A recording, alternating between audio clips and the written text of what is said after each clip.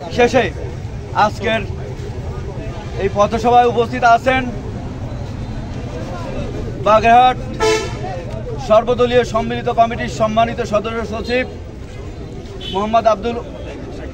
শেখ মোহাম্মদ ইউনুস। আমাদের সাথে উপস্থিত আছেন জামাত ইসলামের নায়েবে আমির বাগেরহাট জেলার এবং সুরা সদস্য অ্যাডভোকেট আব্দুল ওয়াদুদ। আমাদের সাথে এখানে উপস্থিত আছেন ব্যারিস্টার জাকির, যিনি আমাদের এই আন্দোলনের পক্ষে রিট করেছেন আমাদের 4টি আসন ফিরিয়ে পাওয়ার জন্য। সেই ব্যারিস্টার জাকির সাহেব এখানে উপস্থিত আছেন, জেলা কমিটির অন্যতম সদস্য।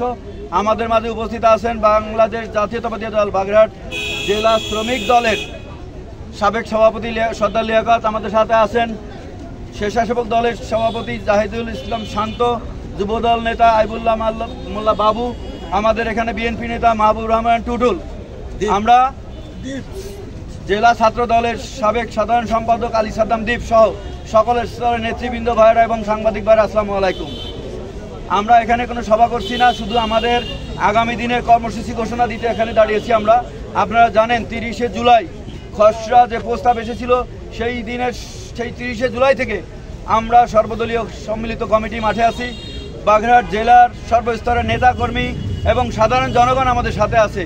বিগত দিনে আমরা দেখেছেন যে হরতাল অবরোধ আমরা করেছি, ঘোষণা দিয়েছে সর্বদলীয় সম্মিলিত কমিটি, কিন্তু পালন করেছে বাগেরহাট জেলার সর্বস্তরের সাধারণ জনগণ। সাধারণ জনগণের একটাই দাবি, আমাদের 4টি আসন ছিল, 4টি আমরা ফেরত চাই। আমরা রিট করেছিলাম, পরশুদিন শুনানি হয়েছে, আমরা 10 দিনের রুল পেয়েছি। আমরা মনে করি যে আমাদের প্রাথমিক বিজয় হয়েছে, কিন্তু আমরা চূড়ান্ত বিজয় না হওয়া পর্যন্ত আমাদের এই কর্মসূচি অব্যাহত রাখবো। আগামী শুক্র শনিবার সরকারি ছুটি, এ কারণে আমরা আগামী রবি সোমবার 21 এবং 22 2 দিন আমরা আবার বাগেরহাট জেলা নির্বাচন কমিশনের অফিস সহ 9টি উপজেলার 9টি নির্বাচন কমিশনার অফিসের সামনে আমরা অবস্থান ধর্মঘট কর্মসূচি এখানে আজকে ঘোষণা দিচ্ছি। সাথে সাথে আমরা আজকের আমাদের যে অবস্থান কর্মসূচি ছিল এবং মিছিল, আমরা এখানেই সমাপ্তি ঘোষণা করছি এবং আমাদের দাবি আদায় না হওয়া পর্যন্ত ইনশাল্লাহ আমাদের এই কর্মসূচি চলমান থাকবে এবং আরও কঠিন কর্মসূচি আমরা দেবো। সাথে সাথে আমরা গণস্বাক্ষর অভিযান কর্মসূচি শুরু করেছি, সেটাও চলবে। আপনাদের সবাইকে ধন্যবাদ জানিয়ে আজকে আমাদের এখানেই আমাদের এই সভা শেষ করছি। সবাই ভালো থাকবেন, সুস্থ থাকবেন। আসসালামু আলাইকুম। বাংলা